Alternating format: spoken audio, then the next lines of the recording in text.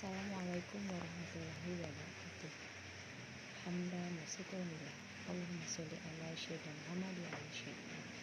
Puji dan syukur marilah kita panjatkan kehadirat Allah Subhanahu wa taala. Bahwasanya pada hari ini kita dapat berkumpul di media sosial ini. Salawat dan salam semoga tercurah kepada Nabi besar Nabi Muhammad Shallallahu Alaihi Wasallam, kepada keluarganya, kepada sahabatnya, sehingga sampai ke kita sebagai umatnya, dan insya Allah akan mendapatkan syafaat di yaumil kiamat kelak. Amin amin ya Allah ya Rabbal alamin. Pada kesempatan kali ini izinkan saya Cici Cahyati, salah satu mahasiswa STIT Bandung, akan mengupas tuntas fikih dan pembelajaran. Marilah kita simak bersama-sama fikih dan pembelajaran. Ini ruang lingkup fikih. Ruang lingkup fikih secara umum meliputi hukum-hukum yang mengatur perilaku orang yang sudah balik, berakal sehat dan memeluk agama Islam.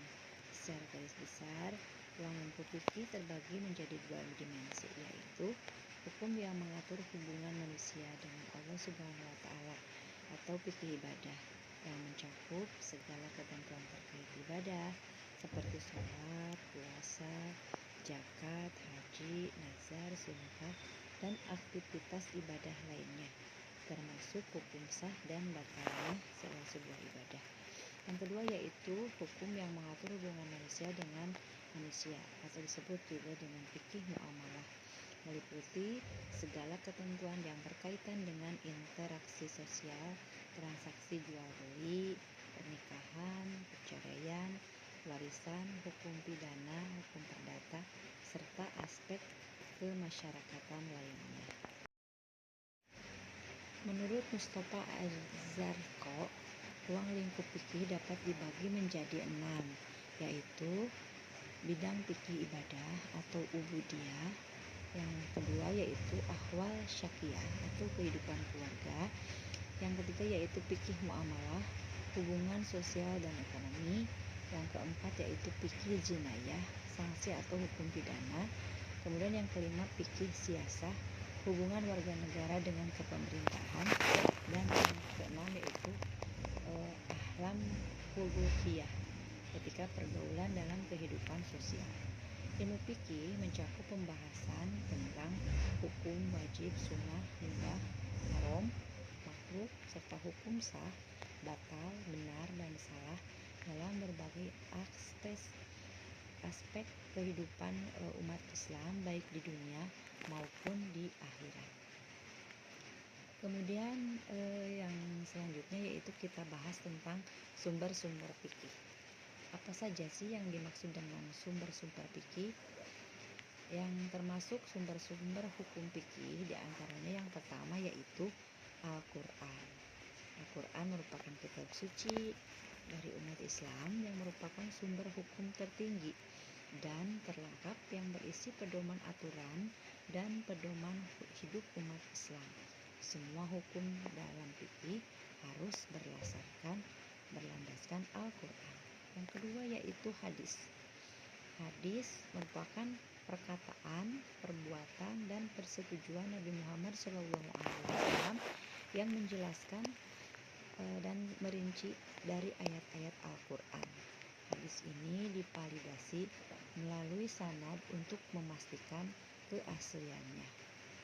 Kemudian yang ketiga yaitu ijma, yang merupakan kesepakatan umat Islam khususnya para ulama mengenai suatu hukum pada suatu masa setelah masa Nabi Muhammad SAW. Ijma dianggap sebagai sumber hukum apabila ada konsensus yang kuat. Yang terakhir yaitu qiyas.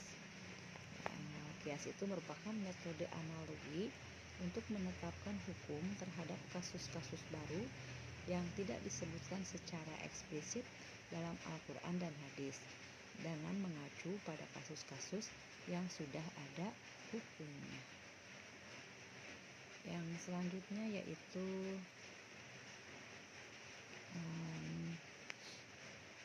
kegunaan mempelajari fikih. Kenapa kita harus mempelajari fikih? Di antaranya yaitu yaitu yang pertama, manfaat dari mempelajari fikih itu membantu seorang muslim memahami dan mengamalkan hukum-hukum Islam dalam kehidupan sehari-hari, baik dalam ibadah maupun muamalah atau hubungan sosial dan ekonomi. Yang kedua yaitu menjadi pedoman dalam beribadah.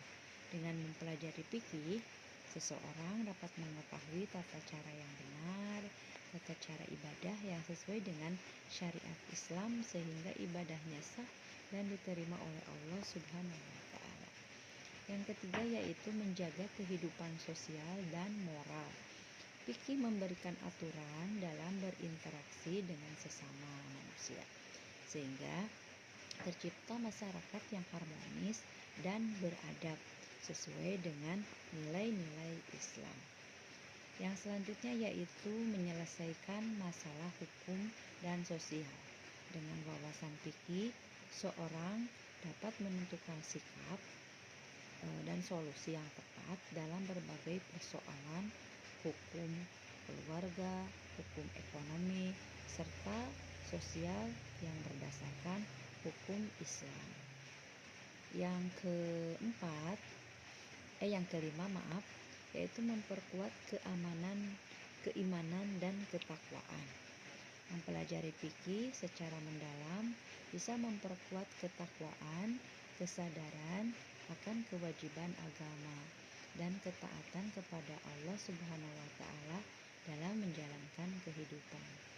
Dan yang keenam yaitu menjaga kesatuan dan keutuhan umat Islam.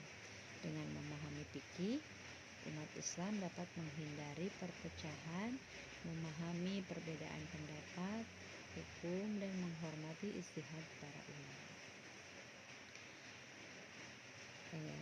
Ada teori menurut Muhammad Baidlawi, fikih adalah kunci untuk memahami hukum dan akhlak.